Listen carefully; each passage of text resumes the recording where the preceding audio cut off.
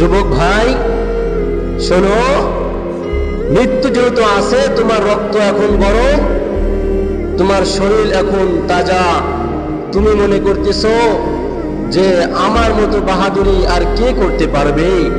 শোনো, তুমিও কিন্তু একসময় ছোট্ট ছিলা, তুমিও চলতে পারতে না, তুমিও হাঁটতে পারতে না, তুমিও একা একা খানা খাইতে পারতে না। একসময় তুমিও সবল হয়েছো, আবার একসময় তুমিও দুর্বল হবা। কথা বলেন ঠিক কিনা? ঠিক কইলেও ঠিক, না কইলেও ঠিক। আমার এখন শরীরে রক্ত গরম, তাজা মানুষ, একসময় আমিও মুরব্বী হয়ে যাব যদি আল্লাহ পাক রব্বুল আলামিন ঐবচক্ত হায়াত দান করে।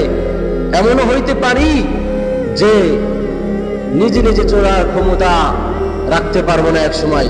এরকম অনেক মানুষ আছে না, যারা এই জমিনের উপরে বাহাদুরি করত, যারা এই জমিনের উপরে বাহাদুরি করত, তারা আজকে দুনিয়ায় নাই।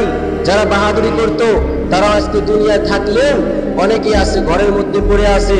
একটু যে হাঁটা চলা যে করবে, একটু যে হেঁটে দুই পাও আগায় যাবে, সে শক্তিটাও আল্লাহ পাক রব্বুল আলামিন তার রাখে নাই। তাহলে কিসের বাহাদুরি করো, কিসের গৌরব দেখাও? এই দুনিয়া কিছুই না, দুনিয়া অস্থায়ী, স্থায়ী ঠিকানা তো পরকাল।